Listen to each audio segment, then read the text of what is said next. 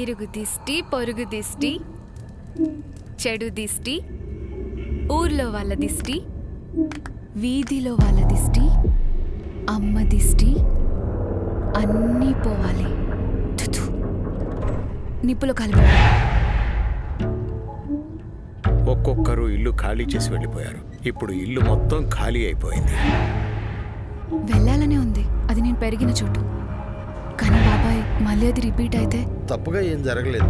నిజం చెప్పాలంటే లేదు, కానీ నా వల్ల కావడం లేదని ఎలా తెలుస్తుంది?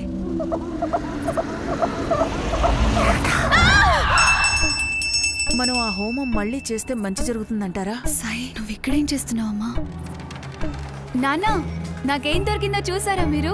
పేరు భలే ఉంది కదా. ఇలా ప్లాన్చెట్ వేసి పిలిచిన ఆత్మలు తిరిగి వెళ్ళడానికి ఒప్పుకోవుంటాం. కేవలం మూఢనమ్మకాలు మాత్రమే. అలా ఊరికే ఇంట్లో నుంచి గెంటేయడం కదా. నా చిన్నప్పుడు నా మీద చేతబడి జరిగింది. నా చుట్టుపక్కల తిరుగుతూ ఉన్న ప్రేతాత్మల్లారా, నేను మిమ్మల్ని అందరినీ వెంటనే ఇక్కడికి రమ్మని ఆహ్వానిస్తున్నాను. ఇక్కడికి రండి. మన రాధ పరిస్థితిలా ఇంకా ఎన్నాళ్ళు ఉంటుందంటావు? అసలు వాస్తవం ఏంటి అనేది తన మనసుకు మాత్రమే బాగా తెలుసు.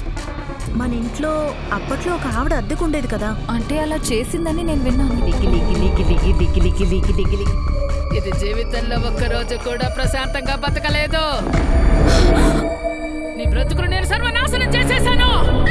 నీ బ్రతుకును నేను సర్వనాశనం చేసేశాను. నీ బ్రతుకును నేను సర్వనాశనం చేసేశాను. ఈ మంత్రాలన్నీ అఘోర విద్య నేర్చుకున్నవారు వాడుతూ ఉంటారు. ఇక్కడ అసలు ఏం జరుగుతుంది? మీకు చేతబడి మీద నమ్మకం ఉందా? చేతబడి అంటే?